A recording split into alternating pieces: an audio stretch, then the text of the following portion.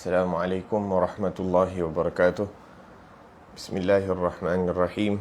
Nawayna ta'alluma wa ta'lim wa tadhakura wa tadhkir wa naf'a wal intifa' wal ifadah wal istifadah wal hatha ala tamassuki bi kitabillahi ta'ala wa sunnati rasulihi sallallahu alaihi wasallam wa du'a ila al-huda wa dalalata ala al-khair ibtigha' wajhillah wa mardatihi wa qurbihi wa thawabihi subhanahu wa ta'ala. اللهم إنا نسألك فهم النبيين وحفظ المرسلين وإلهام الملائكة المقربين. اللهم اغننا بالعلم وزينا بالحلم وأكرمنا بالتقوى وجملنا بالعافية. اللهم أخرجنا من ظلمات الوهم وأكرمنا بنور الفهم. سبحانك لا علم لنا إلا ما علمتنا إنك أنت العليم الحكيم. رب اشرح لي صدري ويسر لي أمري واحلل عقدة من لساني يفقه قولي وسدد لساني واهدي قلبي بحق سيدنا محمد صلى الله عليه وسلم. وقال المصنف, telah berkata Al-Imam Hujjatul Islam Abu Hamid Al-Ghazali At-Tusi rahimahullah, semoga Allah Subhanahu wa taala manfaatkan kita dengan beliau, dengan ilmu beliau dan dengan ilmu seluruh orang salih hingga hari kiamat. Amin Allahumma amin. Begitu juga semoga Allah Subhanahu wa taala manfaatkan kita dengan penterjemah Syekh Ahmad Fahmi Zamzam yang baru sahaja kembali ke rahmatullah. Moga Allah Subhanahu wa taala ampunkan segala dosa beliau, angkat darjat beliau di sisi Allah Subhanahu wa taala, kumpulkan beliau bersama orang-orang salih, orang-orang berilmu yang beramal dengan ilmunya, dan moga-moga akan Syekh Ahmad Fahmi Zamzam juga akan dikumpulkan bersama Rasulullah sallallahu alaihi wasallam. Amin Allahumma amin, dan manfaatkan kita dengan beliau dan ilmu beliau. Amin. Adab-adab mandi, muka surat 28. Apabila engkau junub, sama ada kerana bermimpi atau jima', maka bawalah sebekas air ke bilik mandi dan mulakan dengan membasuh kedua tanganmu 3 kali dan tanggalkan segala kotoran dari badanmu. Kemudian hendaklah engkau berwuduk seperti wuduk yang engkau buat untuk sembahyang, berserta segala doa-doanya, dan kemudian membasuh kedua kakimu supaya air tidak jadi sia-sia. Dan kemudian kan membasuh kedua kakimu supaya air tidak menjadi sia-sia. Apabila engkau sudah selesai dari berwuduk, maka tuangkanlah air ke atas kepalamu 3 kali dan engkau berniat mengangkat, iaitu menghilangkan hadas besar ataupun hadas junub. Kemudian tuangkanlah air ke sebelah badanmu yang kanan dan ikutilah dengan sebelah kiri, dan gosoklah bahagian depan dan belakang dari badanmu dan selati rambut di kepala dan juga janggutmu, dan sampaikan air ke tempat-tempat yang berlipat daripada badanmu dan ke tempat tumbuh rambut, baik yang nipis maupun yang tebal. Dan jangan sekali-kali engkau menyentuh kemaluanmu setelah berwuduk tadi. Dan jikalau engkau tersentuh tanganmu dengannya, maka ulangi wudukmu sekali lagi. Dan perkara-perkara yang wajib dalam mandi ialah: pertama, niat; 2, menghilangkan najis dari badan; 3, meratakan air ke seluruh anggota badan. Dan perkara yang wajib di dalam wuduk ialah: pertama, niat; 2, membasuh muka sekali; 3, membasuh kedua tangan sampai ke siku juga sekali; 4, menyapu sebahagian dari kepala sekali; 5, membasuh kedua kaki sampai ke buku lali sekali; yang ke-6, tertib. Dan yang lain daripada itu hukumnya adalah sunat muakkad, dan kelebihannya sangat banyak, pahalanya sangat besar, dan orang yang tidak mengambil perhatian dengan yang sunat ini adalah rugi, bahkan boleh membawa yang wajib kepada bahaya, kerana perkara-perkara yang sunat adalah menyempurnakan kepada kekurangan yang ada pada yang wajib. Alhamdulillah, wassalatu wassalamu ala Sayyidina Rasulillah wa ala alihi wa ashabihi wa man walah, amma ba'd.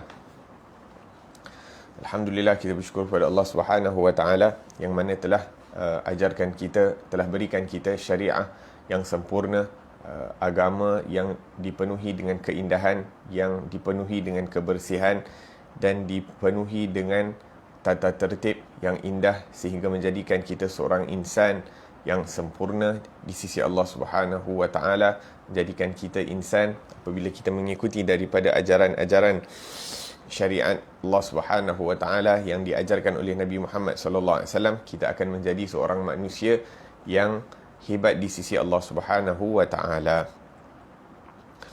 Berbaki daripada perbahasan adab-adab berwuduk. Berbaki daripada perbahasan adab-adab berwuduk adalah kita sebutkan ianya merupakan satu perkara sunnah untuk kita sentiasa berada di dalam keadaan berwuduk. Bahkan seperti yang disebutkan pada pengajian yang lalu, iaitu Allah Subhanahu wa taala menyebutkan kepada Nabi Musa ala nabina wa alaihim afdalus salatu wassalam, iaitu kalau kamu terkena musibah dalam keadaan kamu tidak berada dalam keadaan wuduk, maka jangan kamu menyalahkan melainkan diri kamu sendiri. Nak mengatakan bahawa wuduk ini seperti perisai orang beriman. Selagi mana dia berada bersama senjata dan perisainya, maka syaitan ataupun perkara-perkara buruk tidak dapat menewaskan daripada orang yang mempunyai senjata dan perisai. Akan tetapi jikalau dia tidak mempunyai perisai dan senjata, maka dengan mudah musuhnya dapat mengalahkan, dapat menewaskan mereka. Jadi secara umum disunnahkan kita untuk berada dalam keadaan berwuduk setiap masa dan keadaan. Dan lebih-lebih lagi dianjurkan untuk kita berada dalam keadaan wuduk sewaktu kita membaca ataupun mendengar daripada Al-Quran. Mungkin hafiz Al-Quran, mereka boleh membaca Al-Quran tanpa memegang daripada mushaf, tanpa melihat daripada mushaf. Walaupun dalam keadaan begitu dianjurkan untuk mereka mempunyai wuduk sewaktu membaca Al-Quran. Bahkan sewaktu mendengarkan daripada Al-Quran, sebagai contoh, sebagai ustaz, sebagai ibu ataupun ayah yang mendengar daripada bacaan anak-anak Al-Quran, anak-anak membaca Al-Quran, jadi kita mendengar dalam keadaan berwuduk. Begitu juga dengan hadis Nabi SAW. Kita membaca ataupun kita duduk dalam majlis bacaan hadis Nabi SAW. Kita mengagungkan Allah, kita mengagungkan Rasulullah SAW dengan kita berwuduk apabila mendengar daripada perkataan Allah ataupun perkataan firman Allah ataupun daripada sabdaan Rasulullah SAW. Begitu juga apabila kita mempelajari dan mengajar daripada ilmu agama, daripada cabang-cabang ilmu agama. Sebagai contoh, kita mengajar ataupun kita mempelajari daripada ilmu tafsir, yang mana di dalam ilmu tafsir terdapat banyak daripada ayat-ayat Al-Quran, ataupun apabila kita membaca, mempelajari ataupun mengajar daripada ilmu hadis, yang mana di dalamnya terdapat perkataan Rasulullah SAW, ataupun fiqh, ataupun ilmu-ilmu cabang-cabang ilmu agama, maka hendaklah kita berada dalam keadaan wuduk. Apabila kita menjaga daripada adab-adab ini, apabila mempelajari daripada ilmu agama, insya-Allah kefahaman itu akan menjadi lebih mudah untuk kita faham, mudah untuk kita nak mendapat pembukaan dalam ilmu-ilmu tersebut. Disebutkan tentang seorang Syekh Muhammad Mutawalli Sya'rawi. Dia kata setiap kali bila dia mempelajari daripada ilmu, apabila dia baca daripada kitab kurang faham, maka dia akan bangun, ambil wuduk, kemudian dia akan duduk lagi baca. Kalau kurang faham lagi, dia akan ambil wuduk lagi, kemudian dia duduk dan baca. Wahakadha orang-orang salih, iaitu adab mereka bersama ilmu sangat tinggi, sehingga Allah Subhanahu wa taala mengurniakan kepada mereka ilmu yang luar biasa. Mengikut kadar pengagungan kita terhadap Allah, terhadap Rasul, terhadap ilmu agama, maka mengikut kadar itu kita juga akan diberikan kefahaman, mengikut kadar itu juga kita akan diberikan pembukaan daripada Allah Subhanahu wa taala. Moga-moga kita diberikan kekuatan untuk beradab bersama ilmu. Moga-moga kita diberikan kekuatan untuk menunjukkan adab yang sempurna kepada ahli-ahli ilmu juga. Amin Allahumma amin. Begitu juga disunnahkan untuk kita berwuduk apabila kita berada dalam masjid. Walaupun mungkin kita belum nak sembahyang, yakni beriktikaf di masjid, bagus kalau kita beriktikaf dalam keadaan berwuduk. Dalam menghadiri majlis zikir, sama ada kita berzikir seorangan ataupun berjemaah, bagus kita berzikir dalam keadaan berwuduk. Sewaktu bersa'i di antara Safa dan Marwah, bagus dalam keadaan berwuduk. Wukuf di Arafah, apabila kita menziarah kubur masalan, dianjurkan agar supaya kita berada dalam keadaan wuduk. Apatah lagi apabila kita menziarahi daripada kubur-kubur orang saleh, orang-orang alim, apatah lagi kalau kita menziarahi daripada kuburnya Rasulullah sallallahu alaihi wasallam. Moga-moga Allah Subhanahu wa taala pilih kita, moga-moga Allah Subhanahu wa taala panggil kita agar supaya kita dapat berziarah kepada baginda Rasulullah sallallahu alaihi wasallam. Amin, Allahumma amin. La ilaha illallah.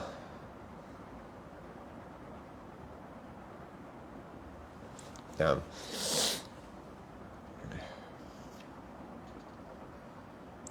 Begitu juga disebutkan selepas melakukan perkara-perkara yang dilarang, walaupun ini tidak membatalkan wuduk, tapi ulama menganjurkan agar supaya kalau kita melakukan perkara yang dilarang oleh Allah Subhanahu wa taala, sebagai contoh apa? Sebagai contoh kita mengumpat ataupun kita mengadu domba dan sebagainya, maka ataupun memberi penyaksian palsu dan sebagainya, ataupun menuduh orang lain dengan tuduhan yang salah dan sebagainya, maka dianjurkan untuk kita memperbaharui daripada wuduk kita. Nah, begitu juga apabila kita marah, berada dalam keadaan marah, walaupun marah kita itu kerana Allah Subhanahu wa taala, apatah lagi kalau kita marah bukan kerana Allah Subhanahu wa taala. Dalam hadis disebutkan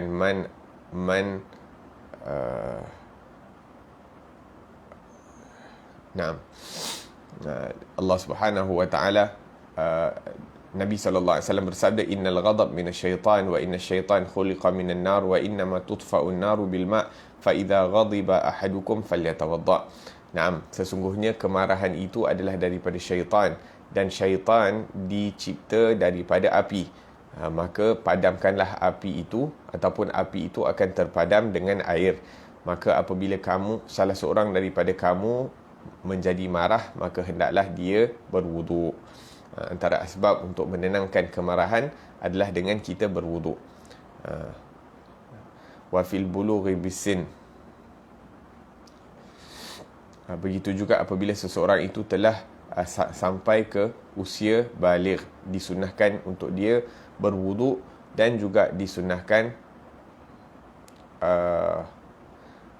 disunahkan untuk mandi wajib. Iaitu apabila dia telah sampai ke umur baligh. Tapi kalau dia ada perkara-perkara yang menyebabkan wajib untuk dia mandi wajib, maka ia ini menjadi wajib.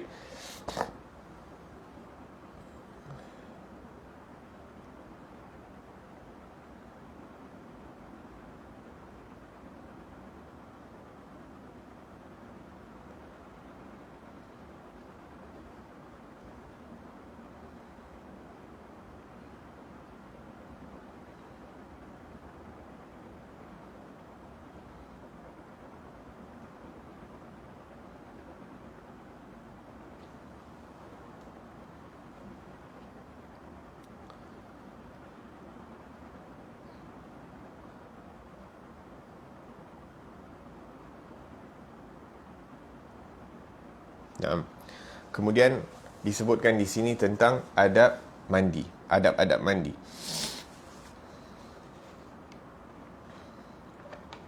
Nah, dikata apabila engkau junub, sama ada kerana bermimpi atau mendatangi pasangan, maka bawalah sebekas air ke bilik mandi dan mulakan dengan membasuh kedua tanganmu 3 kali dan tanggalkan segala kotoran dari badanmu.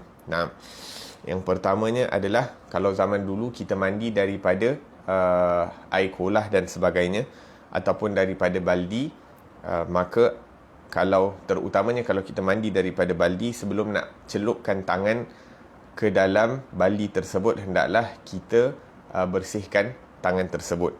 Dan kalau kita nak celupkan tangan itu dengan niat untuk mencedok, Ini kalau kita guna gayung tak jadi masalah. Tapi kalau kita nak cedok air tu guna tangan sendiri, maka kita kena niat cedok. Kalau kita niat nak basuh tangan, maka semua air dalam baldi tu akan menjadi air musta'mal. Walhasil, yakni sebelum kita nak masukkan air, nak masukkan tangan dalam air tu, maka hendaklah dibasuh tangan tersebut dahulu. Takut-takut ada najasah pada tangan tersebut, sehingga najasah yang berada pada tangan itu akan menjadikan seluruh air tersebut menjadi najis. Naam, dan seperti berwuduk disunahkan untuk kita mulakan mandian tersebut dengan membaca Bismillahirrahmanirrahim ataupun cukup Bismillah. Naam. Dan sebelum kita mulakan mandi tersebut, hendaklah kita membersihkan segala kotoran daripada badan. Naam. Dan diingatkan untuk kaum lelaki, bagus apabila dia dapat buang air kecil sebelum dimulakan mandi wajib. Bagus kalau dia tunggu sampai dia dapat buang air kecil, barulah memulakan daripada mandi wajib. La ilaha illallah. Naam. Tanggalkan segala kotoran dari badanmu dan kemudian hendaklah engkau berwuduk dengan seperti wuduk. Dan bagus juga kalau kita sewaktu beristinja, sewaktu membersihkan kotoran daripada terutamanya daripada bahagian kemaluan, maka hendaklah diniatkan untuk mengangkat hadas besar juga, iaitu nak mandi junub. Kerana apabila kita dah selesai melakukan perkara tersebut di permulaan mandi, maka sewaktu kita mandi tak perlu lagi untuk menyentuh pada tempat tersebut, sehingga ini akan membatalkan wuduk. Jadi jika di permulaan mandi kita beristinja, membersihkan kawasan tersebut dan niat untuk mengangkat hadas besar, maka sewaktu mandi sudah tidak perlu lagi untuk membatalkan wuduk kita apabila terkena membatalkan wuduk. Hendaklah engkau berwuduk seperti wuduk yang kau buat untuk sembahyang, berserta segala dengan doa-doanya, dan kemudian kan membasuh kedua kakimu supaya air tidak menjadi sia-sia. Maka kita ada pilihan sama ada nak mulakan mandi wajib tersebut dengan wuduk yang sempurna dahulu, ataupun diakhirkan wuduk itu selepas sempurna kita punya mandi wajib. Dan disebutkan di sini, kalau kita berwuduk dahulu, maka kita selepas kita basuh kepala, iaitu di akhir sekali, kita lambatkan basuh kaki. Apa hikmah dia? Dia kata agar mengelakkan daripada pembaziran. Maksudnya kita ambil wuduk dahulu, dah ambil wuduk sempurna, tapi yang kita basuh kaki tu kita lewatkan. Basuh kaki kita lewatkan. Rukun yang kelima, iaitu membasuh kaki sehingga buku lali tu kita lewatkan sehingga selepas mandi. Tak jadi masalah. Lewatkan sehingga selepas mandi, kerana untuk mengelakkan daripada pembaziran air. Subhanallah. Naam.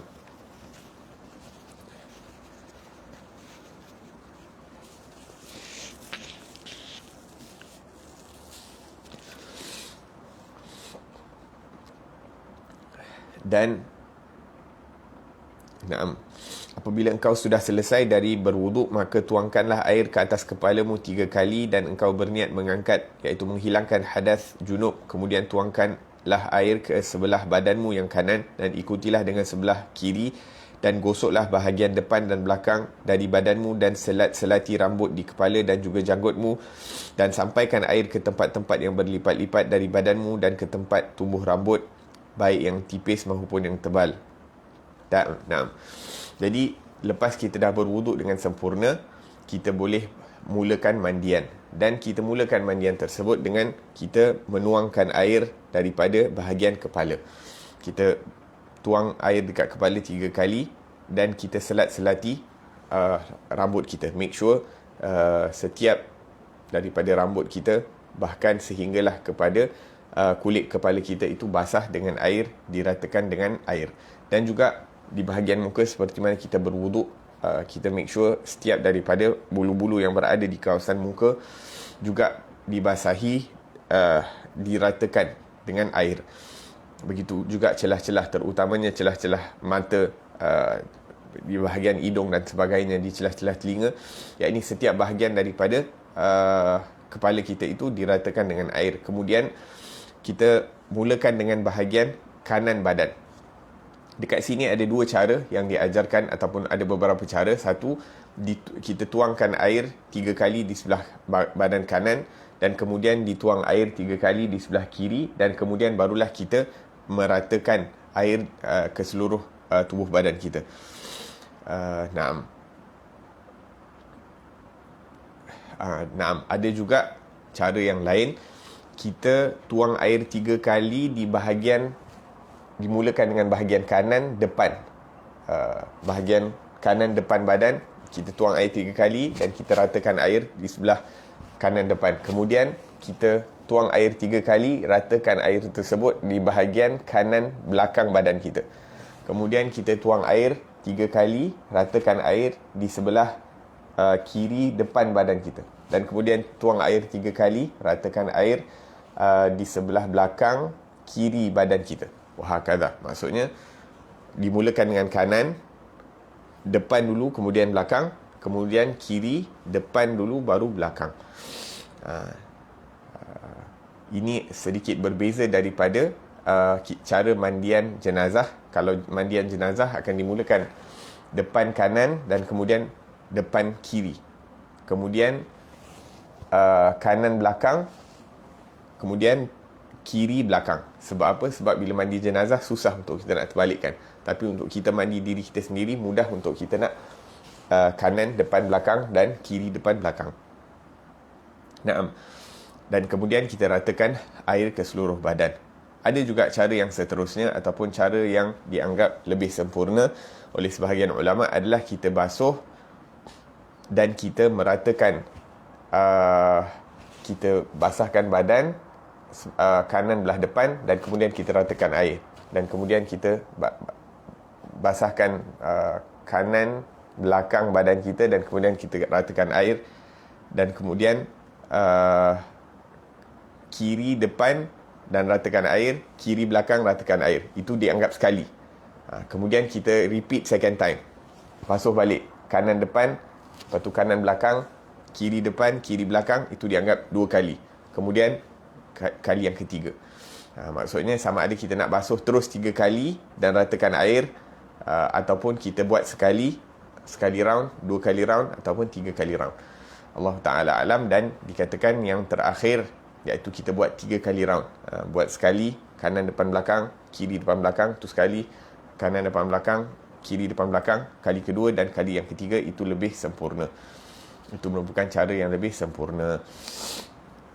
Wa khallil sya'ra ra'sika wa lihyatik. Dan make sure, pastikan kita selati rambut-rambut kita, sama ada nipis ataupun tebal. Lelaki sama ada janggut tu nipis ataupun tebal, sehingga seluruh air itu meliputi ataupun merata di seluruh badan kita. Sya'ran wa basyaran.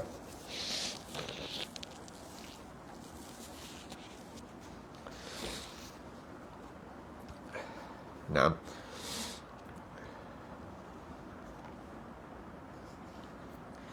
Dan diingatkan sekali lagi, make sure air itu sampai terutamanya di kawasan lipatan-lipatan badan. Sebagai contoh, di kawasan perut, terutamanya kalau perut kita ada six pack ataupun perut kita ni ada lipatan-lipatan, maka pastikan bahawa air itu masuk di dalam lipatan-lipatan tersebut, rata di dalam lipatan-lipatan tersebut. Begitu juga dengan kita punya pusat. Begitu juga dengan kawasan-kawasan lipatan di mata seperti yang kita sebutkan tadi, bawah tangan ataupun maaf cakap ketiak, di kawasan telinga. Nah, fa inna dzalika mimma yughfal anhu. Kerana di bahagian-bahagian ini terkadang kita terlepas pandang, di lipatan-lipatan kaki dan sebagainya, di belakang tumit dan sebagainya. Ataupun kalau kaki kita ada pecah-pecah, kita pastikan bahawa kaki kita itu benar-benar dibasahi. Dan terkadang kalau kuku kita panjang dan sebagainya, kita bersihkan kita punya bawah-bawah kuku itu agar supaya tiada kotoran di bawah kuku, agar mudah air untuk nak sampai di kawasan tersebut. Naam. Dan yang terakhir, dia kata di kawasan telinga ni bagus selepas kita mandi, selepas kita selesai daripada mandi, kita ambil air, diletakkan air pada tangan kita dan kemudian kita celup telinga kita dalam air.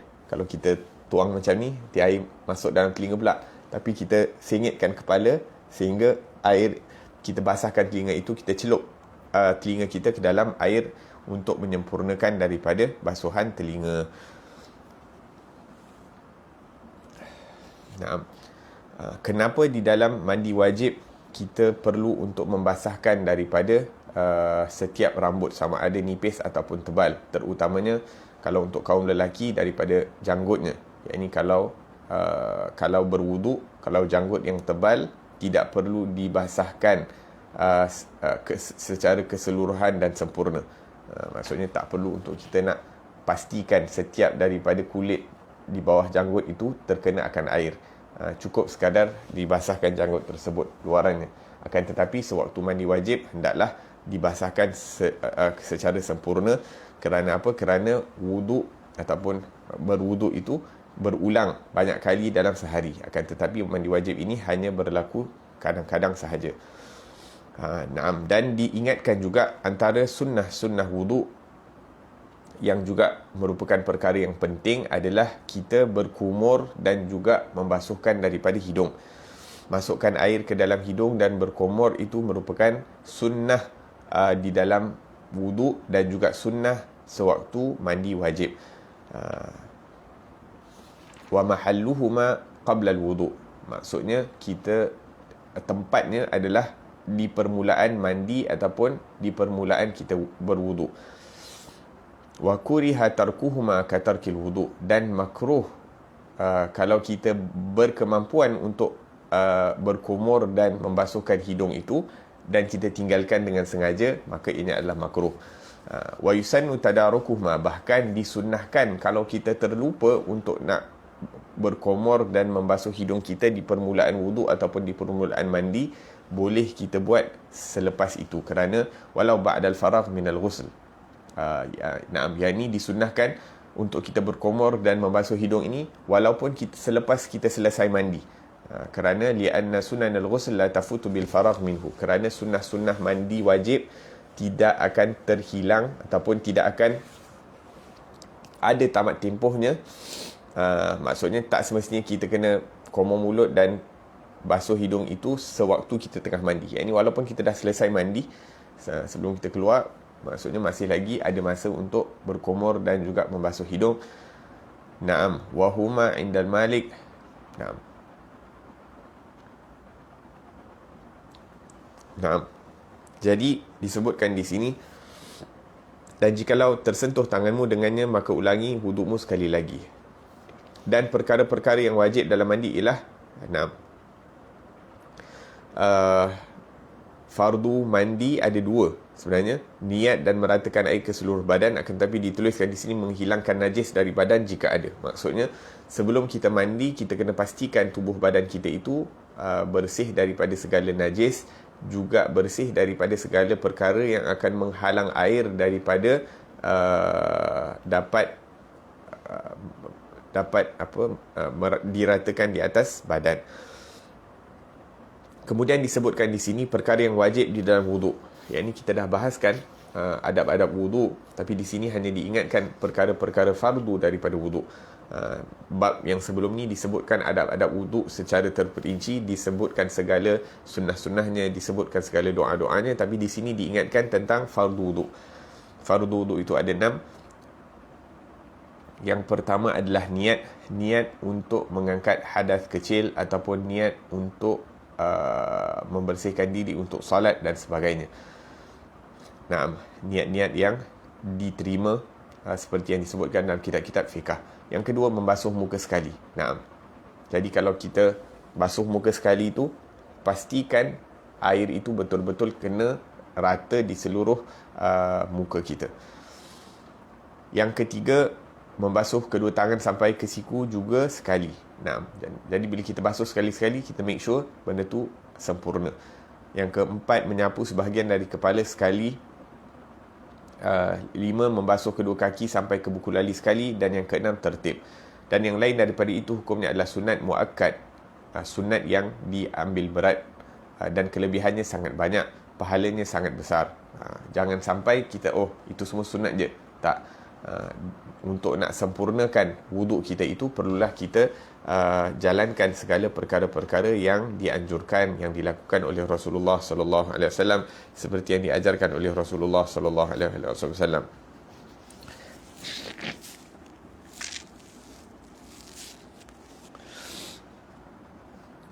Naam. Akan tetapi sini hanya disebutkan bahawa ianya adalah sunnah, fardu-fardu, bukan bermakna kita buat yang fardu saja, ditinggalkan segala yang as-sunnah.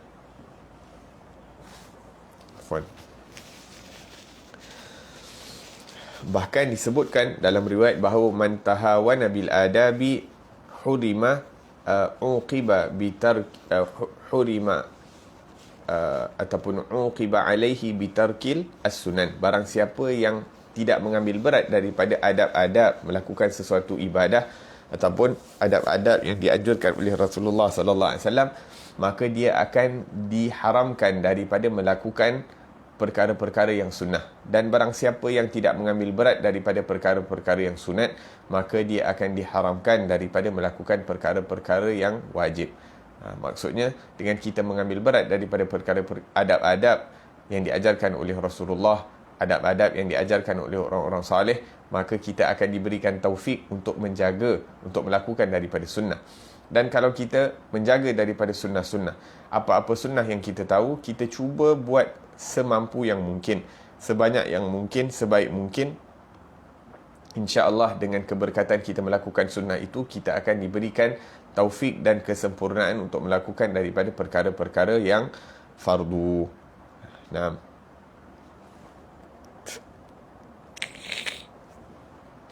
bahkan dikatakan bahawa kalau kita orang yang benar-benar mengaku bahawa kita mencintai Rasulullah sallallahu alaihi wasallam, kalau boleh setiap daripada perkara-perkara sunnah yang diajarkan oleh Rasulullah itu kita anggap sebagai benda yang wajib untuk kita. Kita anggap sebagai perkara yang wajib. Jangan salah faham pula. Ini kita, kalau kita merasakan sunnah Rasulullah sallallahu alaihi wasallam itu agung, Rasulullah itu merupakan kekasih kita, setiap apa yang dilakukan oleh Rasulullah, selagi mana kita mungkin untuk melakukannya, selagi mana kita terdaya untuk kita melakukan daripada sunnah Rasulullah, maka kita cuba lakukan kerana ia merupakan daripada sunnah kekasih kita sallallahu alaihi wa ala alihi wa sahbihi wasallam.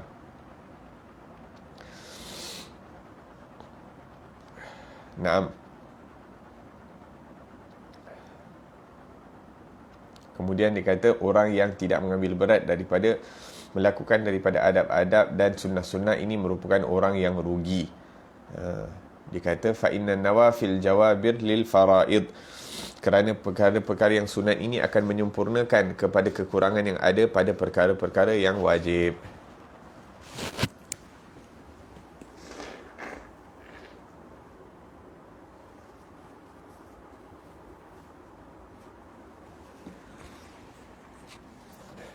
Kemudian disebutkan di sini fa in mata syakhsun wa lam yaf'al fara'id min as-salawat yaqumu kull 70 min an-nawafil maqam rak'ah min al-fard.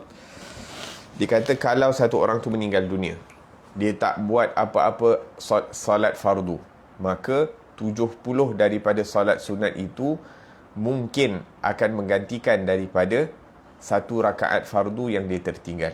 Ini lepas dia meninggal dunia. Lepas dia meninggal dunia. Maksudnya katalah ada satu fardu yang dia tertinggal, yang dia tidak lakukan, yang tidak diterima oleh Allah Subhanahu wa taala, dan dia ada solat-solat sunat yang diterima, maka 70 solat sunat itu mungkin dapat menggantikan daripada satu solat fardu yang tertinggal ataupun tidak sempurna dalam melakukannya, dalam menunaikannya. Wa kadzalika yaqumu kullu 70 riyal min sadaqah tatawwu' maqam riyal wahid min az-zakah. Begitu juga katalah ada orang kurang daripada bayaran zakatnya, ataupun zakatnya itu tidak diberikan kepada orang yang selayaknya untuk diberikan, sehingga zakat itu tidak diterima, maka 70, katalah duit zakat itu RM1, dan Allahumma salli ala Muhammad, dia ada sedekah RM70, sedekah sunat RM70. Maka RM70 itu insya-Allah diharapkan dapat menggantikan daripada RM1 zakat yang mungkin tidak diterima oleh Allah Subhanahu wa taala.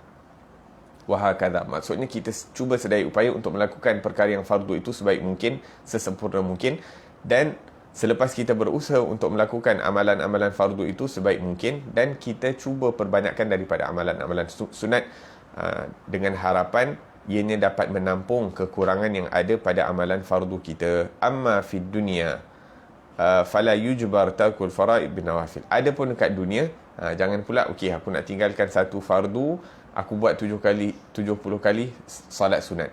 Maksudnya apa? Maksudnya selagi mana kita tahu kita sewaktu muda ada kekurangan, ada tertinggal daripada salat fardu, maka yang paling penting untuk kita lakukan adalah untuk mengqada daripada salat fardu kita. Lebih penting daripada kita beri perhatian untuk melakukan salat sunat. Tapi kalau kita ada kemampuan untuk qada salat fardu dan juga pada waktu yang sama melakukan daripada salat sunat yang diambil berat, yang dianjurkan oleh Rasulullah sallallahu alaihi wasallam, seperti ar-rawatib, 2 rakaat sebelum subuh, 2 rakaat sebelum zuhur dan asar, 2 rakaat selepas maghrib, 2 rakaat selepas isyak, yang mana disebutkan bahawa 10 rakaat ini tidak ditinggalkan oleh Rasulullah sallallahu alaihi wasallam. Sama ada beliau bermukim ataupun bermusafir, sama ada beliau sihat ataupun baginda sakit, maka 10 rakaat ini sangat diambil berat oleh Rasulullah sallallahu alaihi wasallam. Jadi kalau boleh, walaupun kita ada solat-solat fardu yang perlu diqadakan, tapi 10 rakaat ini dijaga. Begitu juga dengan solat duha dan solat witir dan sebagainya. Kita ambil yang paling ringan daripadanya. Duha 2 rakaat, witir 3 rakaat. Selebihnya, waktu lebih yang kita ada itu, kita lakukan solat qada terhadap fardu-fardu yang mungkin kita tahu pada waktu muda tu banyak kekurangan, banyak yang tertinggal dan sebagainya, maka kita gunakan masa itu untuk mengqadakan solat. Itu dekat dunia. Adapun ke akhirat, kita dah tak ada chance lain, kita tak ada option lain kecuali harapan ibadat sunat itu dapat menampung kekurangan yang ada pada solat ataupun daripada ibadah-ibadah fardu. Wa ammal wudu' fa huwa mukaffaratun lis-saghair. Adapun wudu' dia akan menghapuskan dosa-dosa kecil, fa illam yakun alaihi syai'un minas-saghair hatta minal kabair. Adapun kalau seseorang itu terselamat daripada dosa-dosa kecil, maka ada harapan yang mungkin juga dosa besar itu dapat diampunkan dengan amalan-amalan seperti al-wudu'. Fun.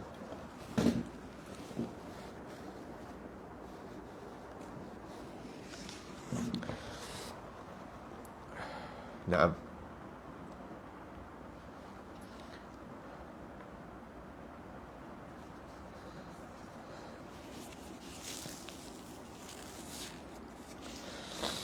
Kemudian disebutkan di sini tentang adab yang seterusnya adalah adab-adab bertayamum.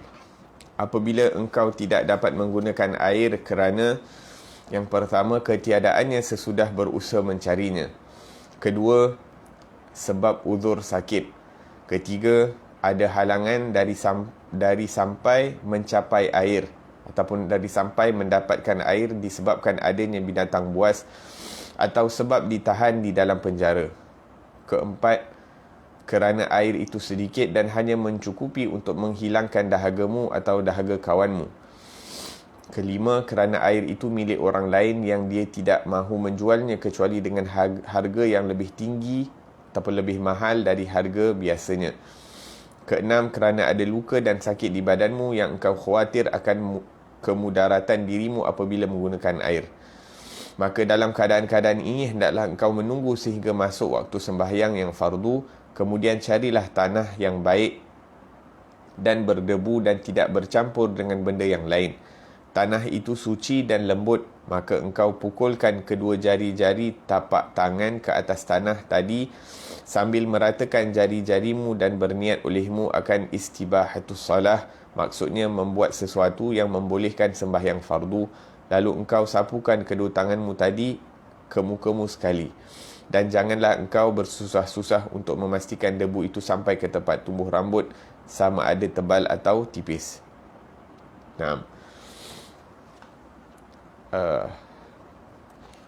adab-adab bertayamum, perkara yang menyebabkan, yang membolehkan kita untuk tidak menggunakan air untuk beribadah kepada Allah Subhanahu wa taala.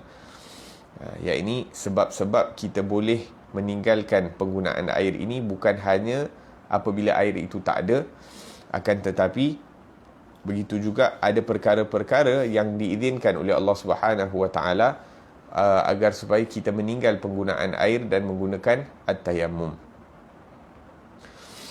Naam.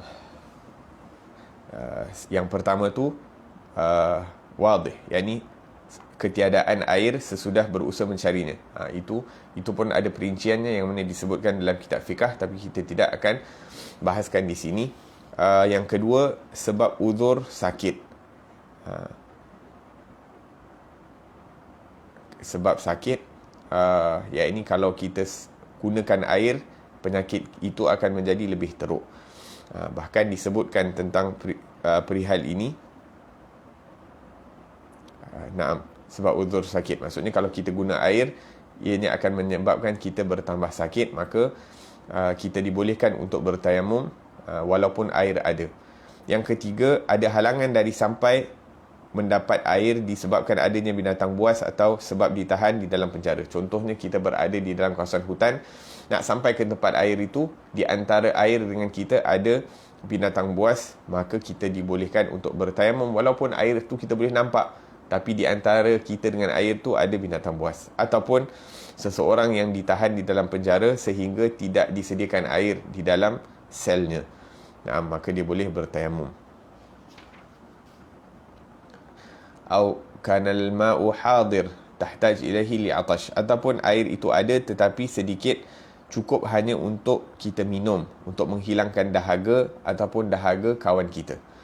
Ghair murtad, orang-orang yang muhtaram, orang-orang yang dihormati akan darah mereka. Orang-orang yang dihormati ni siapa? Orang-orang yang bukan murtad.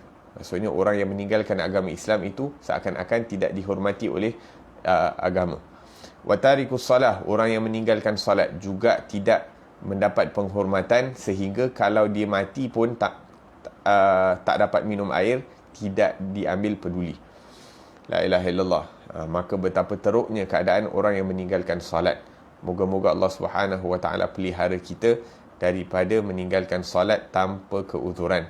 Moga-moga Allah Subhanahu wa taala pelihara kita daripada melengah-lengahkan daripada salat, diberi taufik untuk bersalat di awal waktu dan mendirikan salat seperti mana yang dikehendaki oleh Allah Subhanahu wa taala.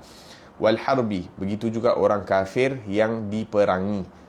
Orang kafir ada macam-macam jenis, ada yang diperangi, ada orang kafir yang dilindungi oleh orang Islam, ada orang kafir yang diperangi oleh orang Islam. Maka orang kafir yang diperangi ini tidak diambil, tidak dihormati. Maksudnya kalau dia nak mati kehausan, yakni dibiarkan.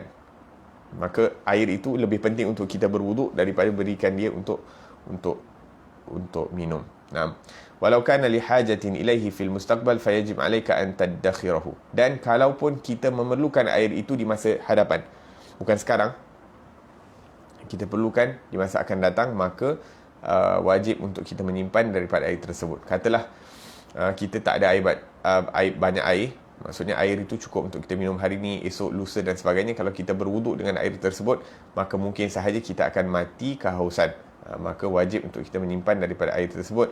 Wa yuhram al-wudu' bihi saunan lirruh, maka haram untuk kita menggunakan air tersebut untuk wuduk apabila kita mengetahui kalau kita guna air itu untuk wuduk akan menyebabkan kematian. Menjaga asbab kehidupan itu lebih penting di dalam agama Islam, maqasid asy-syar'iyyah. Au kana al-ma' mulkan li ghairika, ataupun air itu ada tapi milik orang lain dan dia tak nak jual kecuali dengan harga yang lebih tinggi daripada biasanya. Contohnya, Allahumma salli ala Muhammad, kita pergi taman tema dan sebagainya, Biasanya air lebih mahal, ataupun kita pergi negara luar, air lebih mahal dari, bukan air negara luar lah, maksudnya di tempat-tempat yang mahal biasanya air lebih mahal daripada biasanya dijual. Contohnya air luar RM1, dijual air RM5. Kita tak ada air lain kecuali berwuduk dengan air tersebut, maka boleh kita untuk bertayamum. Atau kena ada luka dan sakit di badanmu yang engkau khawatir akan kemudaratan dirimu apabila menggunakan air. Naam. Dan ini merupakan satu perkara yang penting. Kerana apa? Kerana ada satu kali seorang sahabat Nabi SAW yang ada luka, ditimpa janabah. Dia terkena janabah, kena mandi wajib, dan pada badannya tu ada luka.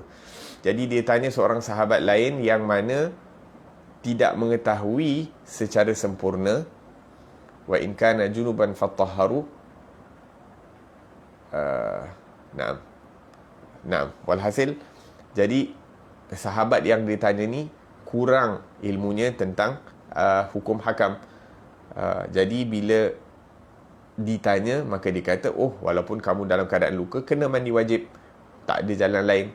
Yang mana sebetulnya dia patut rujuk kepada Rasulullah sallallahu alaihi wasallam, akan tetapi dia tidak merujuk kepada baginda sallallahu alaihi wasallam, sehingga dia mengatakan kepada kawannya tersebut perlu mandi. Jadi kawan dia ni pun ikut apa yang dianjurkan, apa yang dicadangkan, apa yang diberitahu, maka dia mandi, dan kemandian dia itu menyebabkan dia mati.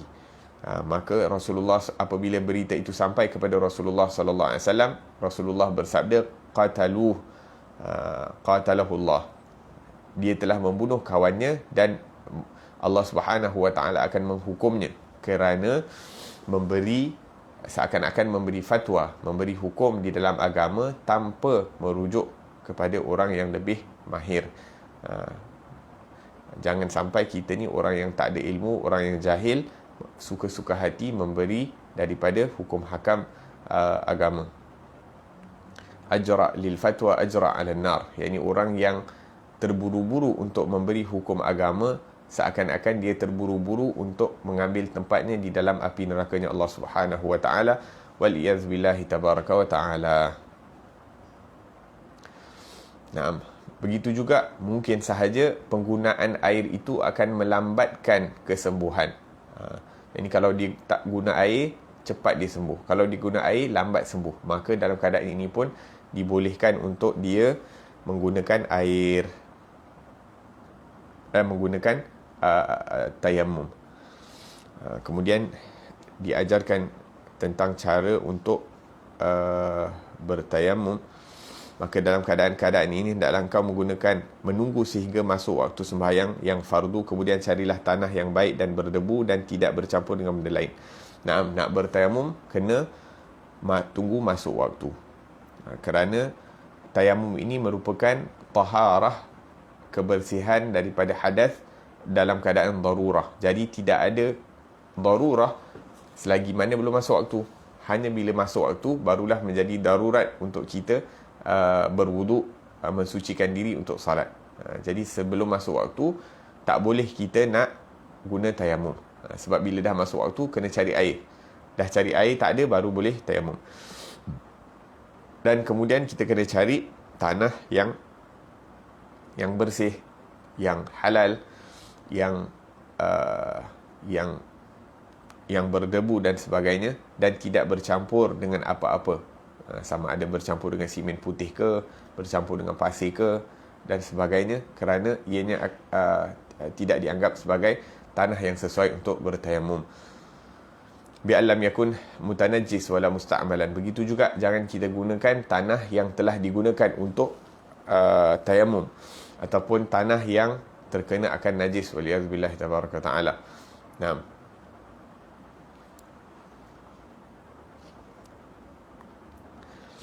Maka engkau pukulkan kedua jari-jari tapak tangan ke atas tanah tadi sambil merapatkan jari-jarimu dan berniat olehmu istibahatus salah, maksudnya membuat sesuatu yang membolehkan sembahyang fardu.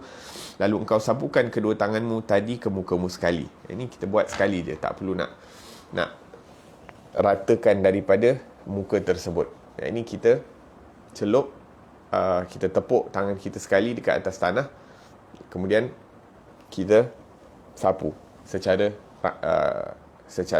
rambang lah, tak perlu nak sempurnakan, tak perlu nak ratakan habuk itu ke seluruh muka kita. Dan janganlah engkau bersusah untuk memastikan debu itu sampai ke tempat tumbuh rambut, sama ada tebal atau tipis.